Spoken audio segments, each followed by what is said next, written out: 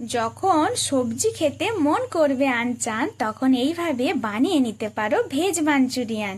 তো চলো চলো আমার সাথে রান্নাঘরে কিভাবে ভেজ মাঞ্চুরিয়ান বানাচ্ছি একটু দেখে নিবে। তার জন্য দেখো সব সবজিগুলোকে আমি এখানে ধুয়ে আগে রেখে দিয়েছি। ক্যাপসিকাম, ধনেপাতা, বাঁধাকপি, গাজর আর কিছু বিনস। দেখো প্রথমেই আমি বাঁধাকপিটাকে ভালো করে কুড়ে নিলাম।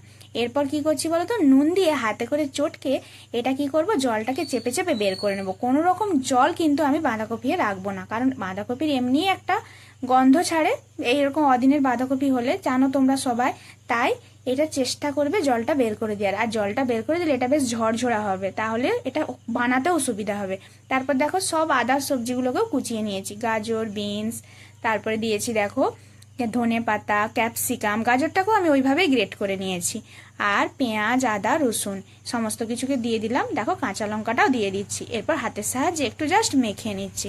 এরপর গুঁড়ো মশলা কিছু অ্যাড করব। দেখো প্রথমে দিচ্ছি হাফ চামচ লঙ্কা গুঁড়ো, তারপরে দিচ্ছি একটুখানি চাট মশলা, আর দেবো হাফ চামচ গোলমরিচ, একটু জিরে গুঁড়ো, একটু ধনে গুঁড়ো, আর নুন, হলুদ, এগুলো সব কিছু দিলাম। তারপর দিল দেখো 2 চামচের মতো সস, সয়া সস, 1 চামচ চিনি, আর 2 থেকে 3 চামচ বেসন, 2 থেকে 3 চামচ অ্যারারুট বা কর্নফ্লাওয়ার যেটা হোক দিতে পারো, আর 2 চামচ ময়দা দিয়েছি।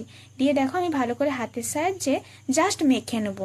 খুব যে প্রেসার দিয়ে মাখতে হবে তা নয়, মাখতে মাখতে তোমরা নিজেরাই বুঝতে পারবে যে মাখা হয়ে গেছে। আর এদিকে দেখো আমি একটা সস বানিয়ে নিচ্ছি। প্রথমে দিলাম 2 চামচ রেড চিলি সস, তারপরে 2 চামচ গ্রিন চিলি সস, আর বাড়িতে থাকা যে টমেটো সস থাকবে, আমার এটা হোমমেড, ওটাই আমি দিয়েছি। তোমাদের যদি না থাকে তো কেনা রেডিমেডই দিয়ে দিবে, টমেটো সস দিয়ে দিবে 2 থেকে 3 চামচ। তারপরে 1 চামচ দিলাম সয়া সস, আর চিনি দিলাম। কিছুটা চিনি দিয়ে দিলে ব্যালেন্সটা হয়ে যাবে আর কি সমস্ত কিছু স্বাদের। এদিকে সসটা রেডি হয়ে গেল। তারপর আমি এখানে বলগুলোকে হাতের সাহায্যে জাস্ট এরকম করে বলের মতো পাকিয়ে তেলে ছেড়ে দেবো। একটা জিনিস খেয়াল রাখবে, তেলটা কিন্তু গরম করবে, কিন্তু হাই ফ্লেমে ভাজতে যাবে না, তাহলে উপরটা লাল লাল হয়ে যাবে, ভেতরটা কিন্তু হবে না। তাই লো টু মিডিয়ামে রেখে ভালো করে এটাকে ভেজে নেবে। খুব হার্ড করে ভাজতে যেও না, তাহলে মাঞ্চুরিয়ানগুলো যখন বানাবে তখন কিন্তু ভিতরে কোনো রস ঢুকবে না। তাই ঠিকঠাকভাবে ভেজে নেবে। এরকম করে ভাজা যখন হয়ে যাবে তখন এটাকে রেখে দিবে এক সাইডে। আর তারপরে দেখো আবার আমি কড়াইয়ে তেল দিয়ে রসুন কুচি, আদা কুচি, আর কাঁচা লঙ্কা কুচিটা তুলে দিলাম। এরপর আমি যে কুচিয়ে রাখা পেঁয়াজগুলো সেগুলোও তুলে দেবো। এগুলো কিন্তু খুব একটা ভাজবার দরকার নাই, যেমন চিলি বানানোর জন্য হালকা একটু তেলের মধ্যে নেড়ে নিতে হয়, ঠিক সেইভাবেই। কারণ ক্যাপসিকাম কুচিটাও দিয়ে দিলাম, ওটাকেও ঠিক নেড়ে নেব। এরপর দিলাম 1 থেকে 2 চামচের মতো ভিনিগার।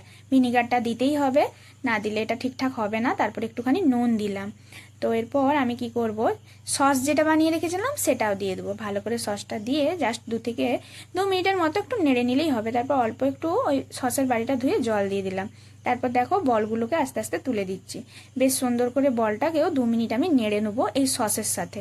অল্প একটু জল দিলে কি হবে, তখনই বলগুলো একটু বেশ নরম নরম হয়ে যাবে। তারপর আমি 2 চামচ কর্নফ্লাওয়ারের ঘোল জলে গুলে, বাটিতে জলে গুলেছি, দিয়ে দিলাম।